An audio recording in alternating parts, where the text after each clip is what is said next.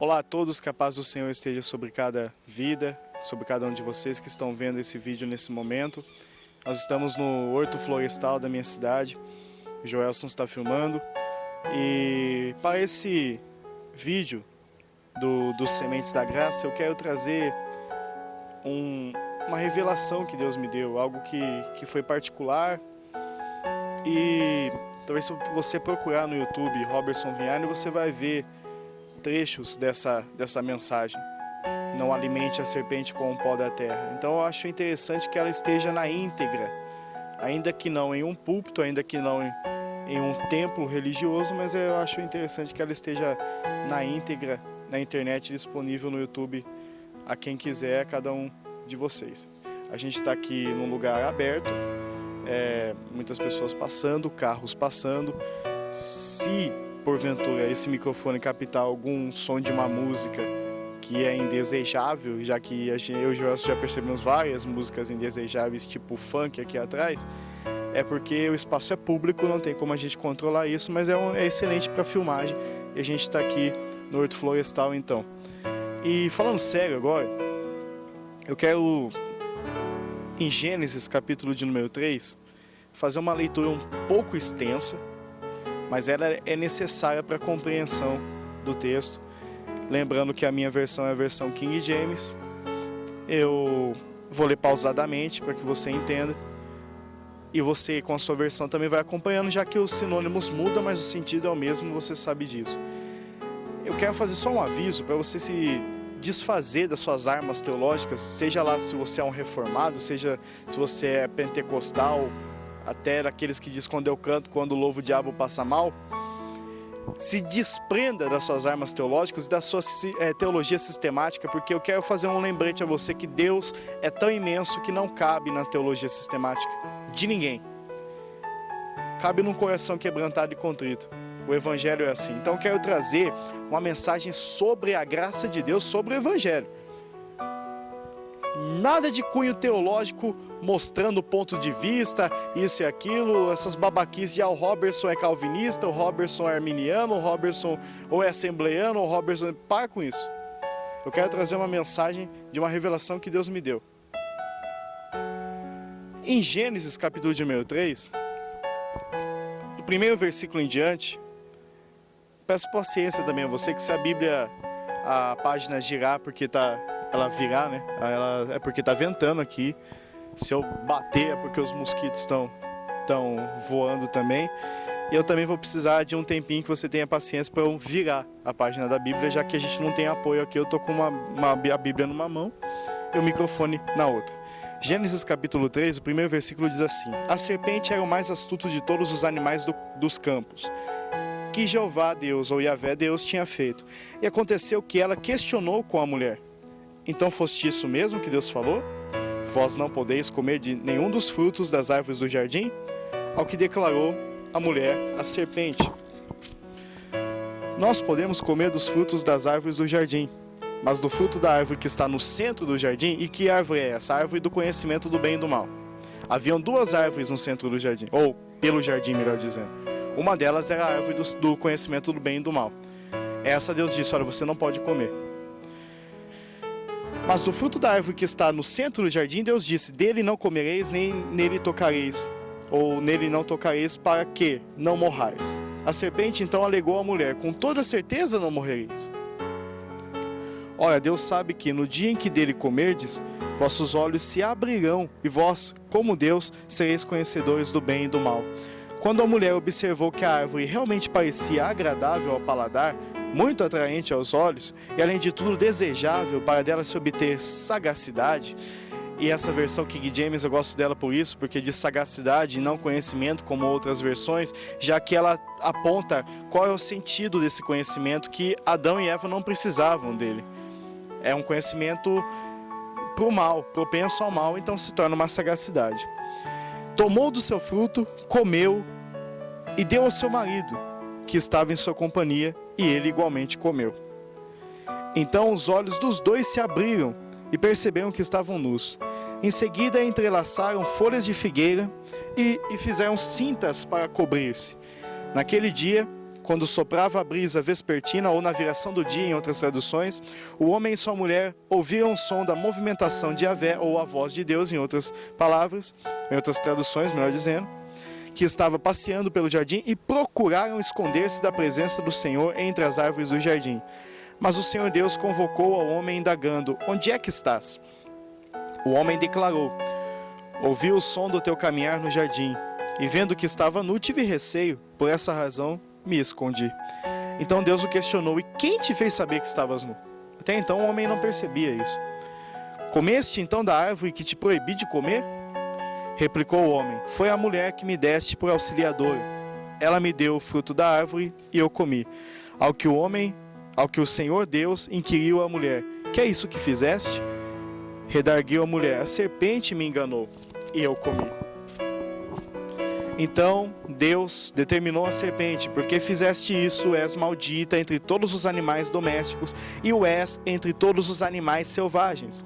Rastejarás sobre o teu próprio ventre e comerás pó da terra todos os dias da tua vida. Preste atenção nesses dizeres, nessa palavra, porque é aqui que eu quero me ater à revelação que Deus quer trazer para nós nesse vídeo. Versículo 14, vou ler de novo. Então Deus determinou à serpente: porque fizeste isso, és maldita entre todos os animais domésticos, e o és entre todos os animais selvagens.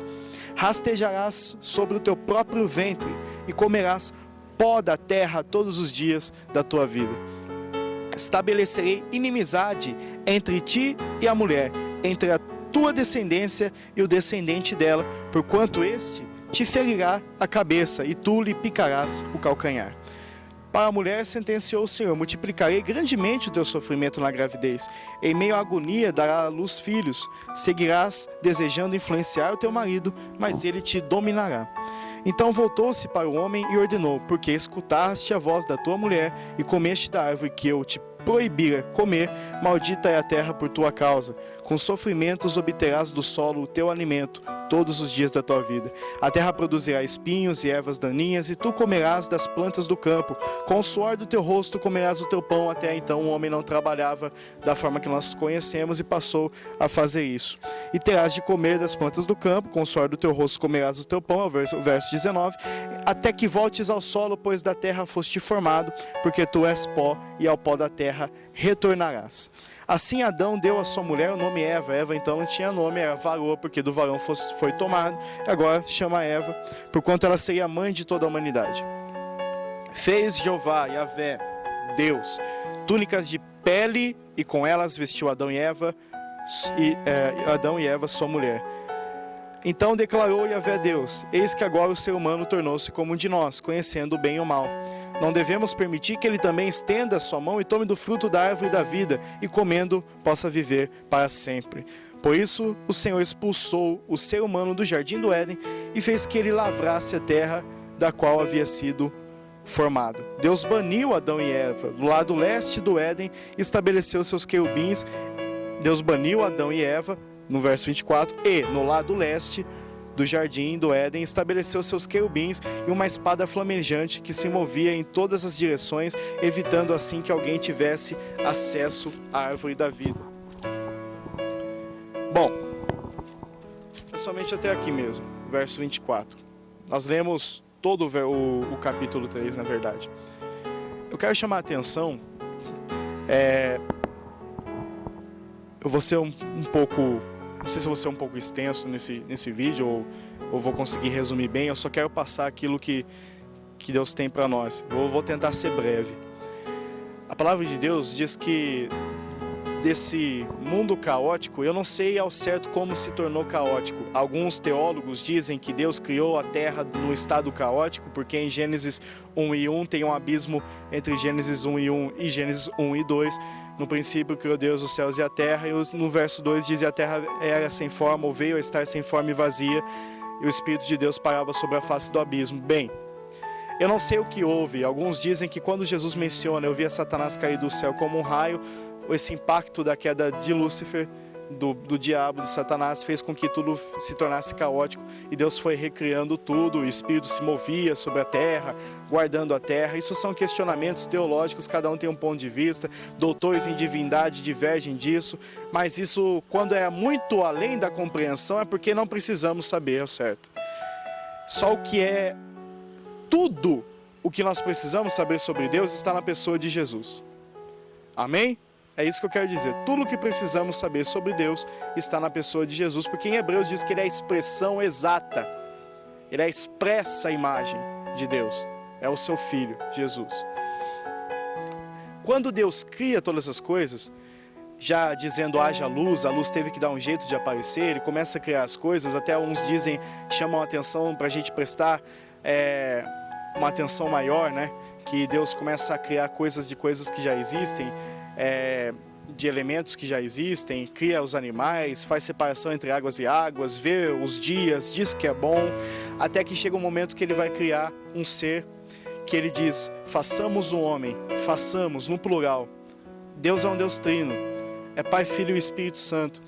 E Ele diz, façamos o homem, a nossa imagem conforme a nossa semelhança, e conforme é uma palavra que eu gosto muito aí. Quando Deus começa a fazer o homem do pó da terra, tomar o homem do pó da terra, é interessante que Ele sopra no homem o fôlego de vida. Esse homem passa, torna-se alma vivente, deixa de ser um bonequinho, até as crianças sabem dessa história, e passa a ser homem, alma vivente. Chama-se Adão, porque da terra foi tomado. E Deus então traz vida a Adão, esse homem que foi tomado do pó da terra, e diz, essa terra é sua, eu criei para você. A Bíblia diz que o homem é a coroa da criação de Deus. Deus diz, olha, você pode usufruir de tudo, tomar de tudo, é seu. Faça como você bem quiser, domine sobre a terra. E com o passar do tempo, o homem foi realmente dando nome a todas as coisas, o homem foi usufruindo daquilo que a terra tinha de melhor, tinha a oferecer. Só que também ele estava só e Deus não queria. A Bíblia diz que em Gênesis Deus não queria, viu que o homem estava só. Deus não queria que o homem estivesse só. Deus disse consigo mesmo, far-lhe-ei uma adjutora, alguém que esteja ao seu lado, do mesmo nível, que possa ajudá-lo.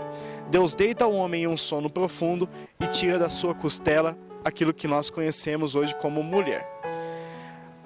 Deus dá um sono profundo, tira desse próprio homem, de uma parte do seu corpo, a mulher, e quando esse homem acorda, ele diz, olha, essa é varoa, porque do varão foi tomado, e essa me será por mulher, é carne da minha carne, é osso do meu osso. Adão se alegrou muito com esse ser chamado mulher, agora passa a ser a sua companhia, sua companheira. E Deus viu que era muito bom isso. Bom, os tempos passam, mudam. Eu não sei quanto tempo demorou isso, mas Deus havia feito uma observação. Vocês podem usufruir de tudo, de todos os frutos, vocês podem usufruir de todas as árvores. Eu estou aqui no horto florestal da minha cidade, estou vendo várias árvores aqui, imaginando também essa cena. Deus disse, você pode usufruir de tudo, vocês podem tomar de todos os frutos, mas do fruto da árvore. E eu fiz a menção que havia duas árvores, a árvore do conhecimento do bem e do mal e a árvore da vida. Deus falou isso acerca da árvore do conhecimento do bem e do mal. Olha, não tomem, não comam aquele fruto. No dia que vocês fizerem isso, vocês vão morrer, certamente morrerão. Deus é onisciente, sabe de todas as coisas. E na sua presciência, no seu conhecimento pré-adquirido, adquirido também quer dizer que ele aprendeu de algum lugar, talvez nem se encaixe muito bem, mas do seu poder em conhecer todas as coisas, sem aprender nada de ninguém, mas ensinando a todos, ele disse, olha, eu sei que, eu posso pensar, né? É uma conjectura, Deus pensando consigo mesmo, se o homem tomar e comer esse fruto, e conhecer o bem e o mal, certamente esse pó da terra vai pender para o mal, vai ser propenso ao mal, isso não vai ser bom. Por isso Deus usou a palavra morte. No dia em que vocês comerem, vocês vão morrer. Não é simplesmente o pai que vê um bebê caminhando na sua casa e quer tampar com fita isolante ou durex ou qualquer outra coisa assim. os buraquinhos da tomada, porque o filho pode colocar o dedo e tomar um choque, e ele diz, olha, não coloca o dedo aí porque vai sair um bichão. Aí a criança pega e fica com medo do bichão. Não é isso que Deus está, não é esse cuidado, não é esse exagero que Deus estava tomando, dizendo, ah, vocês vão morrer. Não, é porque Deus conhece mesmo. Deus sabe o que está falando. Ele diz, no dia que o homem conheceu bem e o mal, ele vai morrer. É morte para o homem. Morte espiritual, que vai ser refletida no seu corpo físico. E vejamos se não foi isso que aconteceu. É interessante que Deus fala com eles dizendo, não comam do fruto porque vocês vão morrer. E Eva está permeando o jardim exatamente na circunvizinhança, ali ao lado, ao redor da árvore que Deus diz que pode causar a morte. Que Deus diz que pode trazer a morte. É nesse momento que um ser, que em Apocalipse diz quem é este ser. Alguns teólogos fazem menção, falam que a serpente, ela tinha asas, poderia voar, por isso Deus disse, vai andar sobre o teu ventre, né, na punição. Outros dizem que Satanás teve o poder de materializar-se numa serpente. Eu não sei, mas sei que foi o próprio demônio mesmo. Foi o próprio diabo, foi Lúcifer. Porque lá em Apocalipse diz que Satanás, a antiga serpente, ela foi derrotada eternamente e havia júbilo em todo o universo por isso, porque o acusador dos irmãos havia sido derrotado. Satanás está nessa árvore. Ele está sobre a morte do homem. Ele está sobre aquilo que poderia causar a morte. Repito, entenda. Ele está sobre aquilo que pode trazer morte para o homem. E ele diz, Eva passa, observa, e ele também observa, e ele diz, olha, porque ele já viu que Eva percebeu que o fruto era agradável aos olhos, era bom para se dar, desejável para se dar entendimento. Todo pecado começa assim, com a consciência do não poder, mas que você quer fazer. Aí os seus olhos veem que parece bom e você sabe que é desejável para alguma coisa, isso qualquer tipo de pecado. Porque quando a gente fala pecado, de desejo, de cobiça, a gente pensa logo no pecado, né, das partes mais baixas do homem ou da mulher. A gente liga rapidamente às práticas sexuais. Mas mentir também é um pecado, passar um cheque sem fundo também é um pecado, levar a morte espiritual de alguém através de palavras também é um pecado, e talvez até mais agressivo ao próximo. Não há dimensões de pecado, pecadinho, pecadão, isso não existe. Todos os pecados são pecados, mas a igreja trata do pecado sexual como o condenatório, como o que ele realmente leva ao inferno, por dois motivos. Primeiro, para encobrir as suas mentiras. Isso eu não estou falando generalizando, não estou falando de todas as igrejas, estou falando de alguns pastores irresponsáveis, de encobrir as suas mentiras. E o outro motivo é de simplesmente não entender mesmo a graça de Deus, não compreender essa divisão, a ruptura que o pecado faz entre o homem e Deus, e falar besteira mesmo. Mas no fundo eles sabem. E a serpente disse, olha, como que Deus disse para vocês que vocês não podem comer desse fruto, vocês não podem fazer nada acerca desse fruto? Aí Eva já começa a acrescentar coisas. Diz assim, olha, Deus disse que eu não posso nem tocar e nem comer, porque no dia que eu comer, eu vou morrer. Deus disse para não comer. Esse aviso já é suficiente, já deveria ser o suficiente para que eu e você, sobre todas as coisas que Deus diz que nos causa a morte, para nós não queremos tocar, muito menos usufruir daquilo, fazer uso daquilo. Aí a serpente diz, não, peraí, deixa eu contar um segredo para você. Deus, Ele conhece todas as coisas, só Ele conhece. Quer que eu conte um segredo? Se você comer desse fruto, você vai ser como Ele. Deus é esperto. Deus não quer que você saiba o tanto que Ele sabe. Deus não quer que você conheça como Ele conhece. Por isso que Ele disse, mas na verdade, Deus sabe que se você comer, vocês vão estar assim, pau a pau, não é? Como a gente diz, um português bem claro. Não vai ter motivos para vocês serem inferiores. Vocês vão ser como Deus. Que na verdade, eu quero também chamar a atenção para outra coisa. a questão de o que tirou Lúcifer do céu, o que tirou Satanás do céu, foi exatamente essa questão de ele querer ser como Deus. Foi esse orgulho, foi essa arrogância, essa prepotência de dizer: subirei até onde o Altíssimo está, farei meu trono ali também nas alturas. E agora ele diz ao homem, porque ele sabe que isso tira da presença de Deus. E ele usa esse mesmo pecado para agora dizer: poxa, eu um dia fui expulso da presença de Deus, agora eu sei como fazer o homem sair da presença de Deus também. Quer um segredo? Comam, porque vocês vão ser como ele. Satanás também comeu desse fruto um dia, espiritualmente falando, do egoísmo, da cobiça, e deu no que deu. Eu via Satanás cair do céu como um raio. Foram as palavras de Jesus quando ele foi expulso do paraíso de Deus, do Éden de Deus. Quando a palavra diz que ele andava em meio a pedras afogueadas, que de si saíam sons de instrumentos musicais, ou alguns dizem que ele era regente do coral do céu. Fiquem para vocês, teólogos, essas conjecturas. Mas ele conheceu o que é o gozo da presença de Deus. Ele sabia que o homem usufruía da maior graça, da maior presença, do maior presente que alguém pode ter, que é se encontrar com o Criador todos os dias, como a palavra dizia, que na viração do dia, entre aspas, ele tomava um chazinho com Adão e Eva.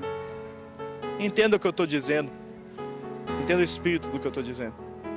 Então ele diz: olha, se vocês comerem, vocês vão ser como Deus, conhecem tudo, Deus vai achar alguém à altura, já que vocês foram feitos à imagem conforme a semelhança. Aí vocês não vão ser mais conformes, vão ser absolutamente como Ele. Não vai ser parecido em algumas coisas, vai ser como Ele mesmo. Aí Eva pega do fruto e come. E a palavra diz que nesse momento, automaticamente, os seus olhos se abrem, não é? Ainda não tem a percepção de que estava nua, porque ela foi até Adão primeiro e depois simplesmente deu o fruto a Adão, e Adão também comeu. Aí os olhos de ambos se abriram para a nudez. Opa, peraí, o que a gente está fazendo sem roupa? O que a gente está fazendo despido? Poxa, Deus vai vir logo logo, alguma coisa a gente precisa fazer. Aí o texto diz que eles sabiam, na verdade, que Deus ia se encontrar com eles.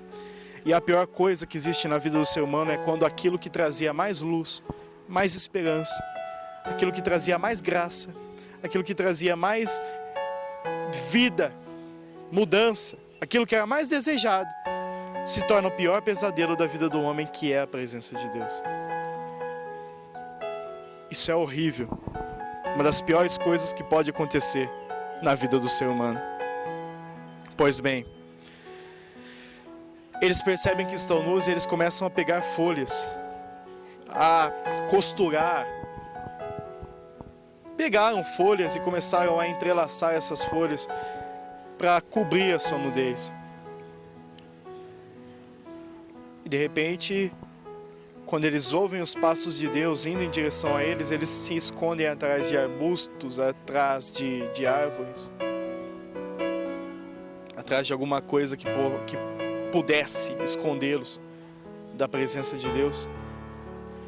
Talvez você esteja se identificando com essa palavra.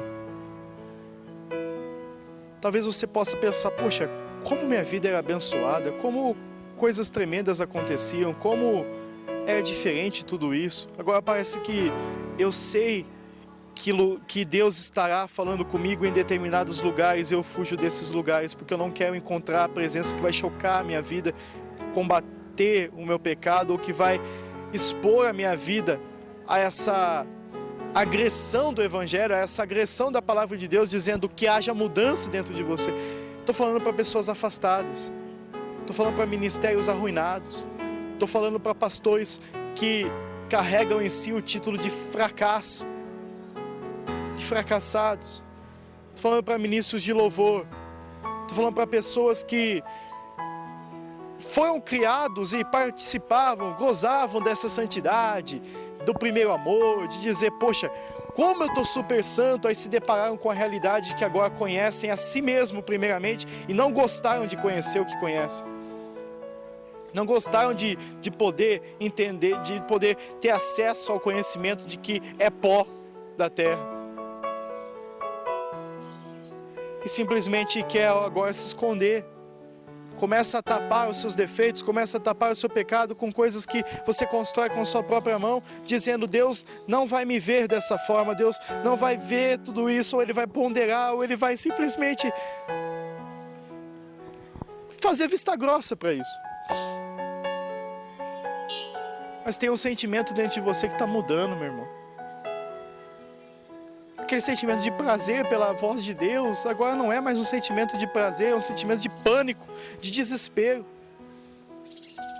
Não, Deus, pelo amor de Deus, não fala comigo. Eu conheço pessoas que chegam ao ponto de dizer, até na brincadeira, mas no fundo eu sei que elas estão angustiadas, no fundo eu sei que elas estão arrasadas, mas dizem: poxa, eu já fui bom nisso. Quando vê alguém pregando, quando vê alguém evangelizando, e diz: hoje quando Deus levanta alguém em profecia, eu escondo atrás do banco. A pessoa diz isso com um sorriso no rosto, mas é o oposto do que diz a alma dela. A alma dela está pedindo socorro. Aí na viração do dia, Deus aparece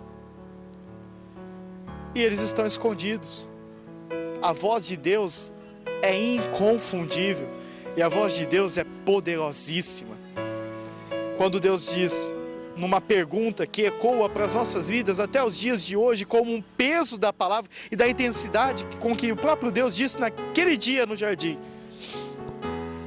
Adão, onde estás? Deus, na sua onisciência, não sabia onde Adão estava?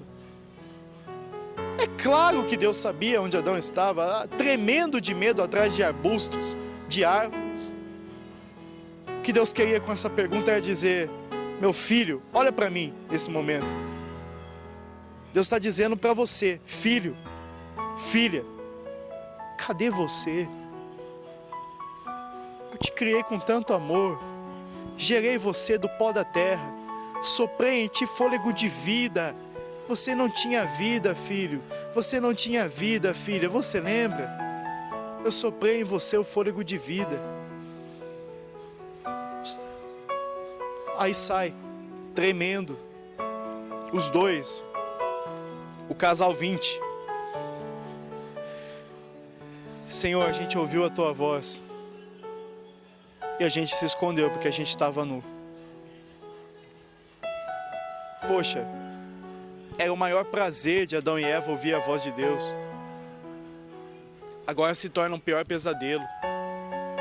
Deus, eu ouvi a tua voz, eu me escondi porque eu tremi, porque estava nu. Detalhe, eles em todo o tempo estavam nus. Quando você está, entre aspas, 100% com Deus, porque ninguém tem esse poder, quero adiantar você, talvez você seja novo na fé, você tem que entender que mais cedo ou mais tarde você vai se deparar. Isso não é profecia de destruição para a tua vida, isso não é coisa para você dizer, tá amarrado na minha vida não, para você achar que eu estou amaldiçoando a tua vida. Eu estou te dizendo que Adão e Eva tipifica a mim e a você, que se fosse eu e você naquele jardim, faríamos a mesma coisa, e por fazer a mesma coisa, vai chegar um momento na nossa vida que os nossos olhos vão ser abertos para quem nós somos, e tudo o que vai restar é a consciência de que somos pó. Simples assim. E foi assim que foi conduzido todo esse diálogo. Aí Deus diz: quem fez vocês saberem que estavam nus? Algumas coisas na nossa vida que não incomodariam jamais quando nós éramos novos convertidos, ou que nós vivíamos o primeiro amor, agora passam a incomodar, e erros grotescos passam a ser percebidos e passam a começar a tomar a força da nossa vida de se colocar de pé, de caminhar e prosseguir adiante. Bem, eu vou tentar condensar isso tudo até chegar ao ponto que eu quero, porque eu não quero judiar também do Joelson que está filmando, eu também não quero cansar você que está ouvindo esse vídeo. Eu quero ser breve, mas é que Deus está me impulsionando a falar uma série de coisas aqui que eu tenho certeza que vai abençoar a tua vida. Estou falando para pessoas que nunca pararam para pensar nisso. Deus diz: quem fez você saber que estava nu? Você comeu do fruto que eu disse para não comer? Você foi até a árvore do conhecimento do bem e do mal e participou disso, que eu disse para você não participar? A mulher, Senhor, que o Senhor me deu, ela me deu do fruto e eu comi. Mulher, você fez isso? Foi a serpente que me enganou e eu comi. Serpente, não tem argumento mais. Essa transferência de culpa está presente no ser humano desde quando nós somos crianças. Você que é pai e mãe, ou você que tem um irmãozinho mais novo, ou você que lembra que você fazia isso quando era mais criancinha mesmo. O pai sabe que foi você, a mãe sabe que foi você, mas ela quer perguntar para ver se pelo menos um caráterzinho aí bom está sendo formado dentro da gente. E ela pergunta e diz: foi você que jogou a laranja debaixo da mesa? Foi você que tirou o fio da tomada? Foi você que... A mãe sabe que foi, só pode ter sido, um fantasma não foi. Aí a gente, com a maior cara lavada, dizia: não, mas não fui eu, foi fulano. Ou se tem um irmão, é a pior coisa que tem. Foi a fulana que fez isso, ou foi o ciclano que fez isso. A gente aprende desde pequeno a transferir a responsabilidade e a culpa. Mas quando a gente tem um encontro com Cristo, a gente bate no peito e diz: quem errou fui eu. Pede perdão, pede desculpa para quem precisar pedir. Se a pessoa tiver a graça de Deus para perdoar, amém. Mas se não tiver, faça pelo menos a sua parte. É isso que o Senhor diz nos evangelhos. Pois bem, Deus começa a dar sentenças, e aí vai chegar no ponto que eu sempre quis chegar, que vocês atentem a isso. Deus começa a sentenciar o homem: você vai trabalhar, você vai fazer, agora do suor do teu rosto você vai comer o teu pão, coisa que não precisava. A terra dava nas mãos de Adão tudo o que ele precisava, por assim dizer, numa figura de linguagem, numa comparação. Eva, você vai ter dores de parto, elas vão ser multiplicadas. E em meio a muita dor você vai dar à luz a filhos. Mas quando Deus se dirige à serpente, diz uma sentença à serpente condenatória, que seria por toda a eternidade, mas que seria a nossa redenção. Deus diz à serpente: a você vai comer pó da terra todos os dias, vai rastejar sobre o teu ventre. Dessa mulher que você fez pecar vai nascer um que vai esmagar a tua cabeça. Você pode até ferir o calcanhar dele, mas que ele vai acabar com você, ele vai. É a sentença de Deus, é a palavra de Deus. E você lembra quando eu disse logo no começo que o homem foi feito do pó da terra, que o homem foi tomado do pó da terra? Pois bem, eu quero deixar uma exortação aqui. Eu quero falar algo que realmente agora vai começar a mensagem. Eu não gosto de dizer isso, que dá uma ideia de que você está falando, expressando seus conhecimentos e falou meia hora e Deus não falou nada. Mas é o seguinte: o homem, quando a gente olha para a Bíblia e vê que o homem foi feito do pó da terra, esse pó representava como o homem foi criado, como o homem foi gerado, e simboliza a sua essência, o seu ser. Todas as vezes que nós pecamos contra Deus, parte do nosso ser é deixado de lado, é desfragmentado, nosso caráter é dissolvido. Todas as vezes que nós fazemos algo de errado, algo contrário à palavra de Deus, parte do nosso caráter é deixado, parte da nossa essência é deixada, parte da nossa santidade é deixado, e um rastro muito grande espiritualmente é deixado para trás. Quando a Bíblia diz que a serpente, sob a sentença de Deus, comeria pó da terra, o que o Espírito de Deus quer nos dizer hoje: cuidado com as suas ações, cuidado com o que você anda fazendo, cuidado com o que acontece ao seu redor. Tome cuidado com tudo isso. O pecado é prejudicial, não porque vai deixar Deus menos santo, não porque vai fazer dele menos Deus, mas porque vai fazer de você menos homem de Deus, menos mulher de Deus, porque vai prejudicar a sua vida espiritualmente. E quando eu falo menos, não é menor em posição, vai ficar, eu digo menos porque vai ficar faltando pedaços, vai sendo deixado de atrás, para trás, de lado. Ah, Robertson, mas o que isso tem a ver com a minha vida? O que isso quer dizer? É simples. Se Deus diz que a serpente come pó da terra, o homem é feito em sua essência do pó da terra, representando as fragilidades do homem, representando os problemas que o homem teria ou as limitações que o homem tem, quer dizer que Satanás anda em derredor, bramando como um leão, buscando a quem possa tragar, que é o que a palavra de Deus nos diz. E que como uma serpente que come pó da terra, ele quer comer todas as nossas ações, todos os nossos pecados, ter uma ótima digestão daquilo e depois vomitar na nossa cara acusações, vomitar na nossa cara, jogar, cuspir em nós peso de consciência, acusação, condenação, a ponto de o pecado fazer tão mal que não é que chegue um momento em que a graça de Deus não alcança. Pelo amor de Deus, muda a tua mentalidade, tira da tua cabeça que cair da graça é quando alguém peca, porque se for assim, você cai da graça todo dia, meu amigo. Seja por pensamentos, atos ou palavras, se for assim, a gente é desgraçadamente pecador todos os dias. E aí sim não vai haver redenção para nós. E o que eu estou falando aqui, não venha dizer que também, Robertson está falando calvinismo. Estou falando de palavra de Deus, pelo amor de Deus, teólogo. Se desvista da tua teologia agora e atente para a graça de Deus e para o Evangelho. Estou falando de palavra, de espírito e vida, pelo amor de Deus. Se você comete um erro, se você peca, você deixa a pó da terra cair, a serpente vai se alimentar disso, vai regurgitar no teu rosto, na tua face, acusação. Qual é a saída para isso então?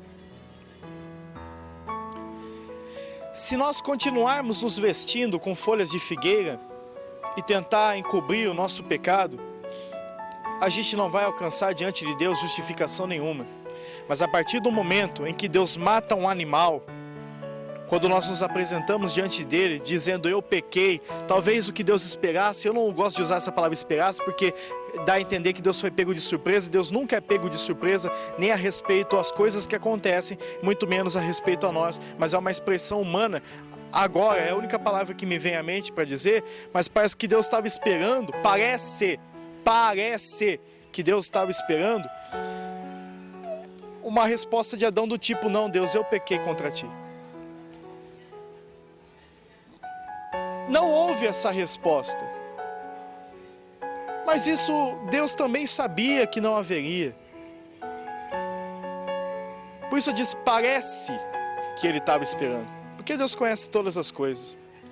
Mas a partir do momento que Deus chama Adão e Eva e vai expulsá-los do Éden, colocando um querubim para guardar a árvore do conhecimento, ou melhor, a árvore da vida, porque eles participaram da árvore do conhecimento do bem e do mal, e Deus disse para que eles não vivam eternamente nesse estado, para que eles não se tornem um demônio caído do céu, sem possibilidade nenhuma de a graça de Deus alcançar. O porquê, Deus o sabe, eu não sei, você que é teólogo que responda, e eu sei que você não vai conseguir. Por que os demônios não têm oportunidade de arrependimento, de graça? Eu não sou secretário da Trindade, como diz um pastor que eu admiro muito, então eu não vou saber responder para você, e nem a palavra de Deus diz isso. O que a palavra diz é, basta cada dia o seu mal, e o que não compete aos homens saber os tempos e as estações que Deus preparou. A gente só sabe quando é inverno, quando é primavera, que a gente sente o calor, sente o frio. O que a gente precisa saber sobre Deus está em Jesus, eu já disse isso e torno a repetir. É simplesmente isso, para que o homem não se tornasse mal a vida toda. Deus, por bondade, porque é amor, Ele bane o homem do jardim do Éden, do paraíso. Ele não quer que o homem coma a árvore da vida e viva eternamente naquele estado. E Deus mata um animal e prepara a redenção do homem. Simplesmente Deus mata o animal e diz, tira essas folhas de figueira, tira esse monte de folha de árvore que vocês arrumaram para você. Eu não quero que vocês cubram a sua nudez com a força do próprio braço. Eu quero que vocês cubram a sua nudez com aquilo que eu vou prover. O Cordeiro de Deus que tira o pecado do mundo. Se você quer saber que animal que Deus matou, leia os evangelhos. Na crucificação você vai ver o Cordeiro de Deus sendo despedaçado.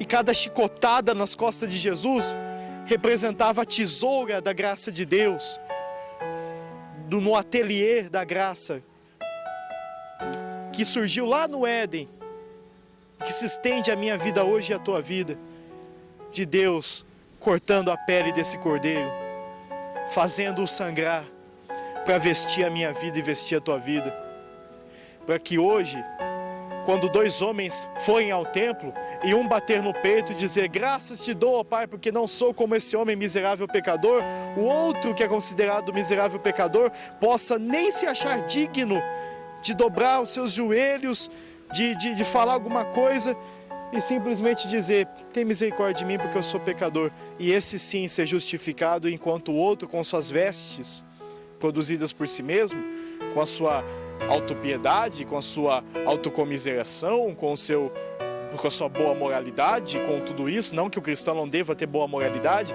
mas que em momentos que seja fracassada essa moralidade, a graça de Deus vai entrar em ação.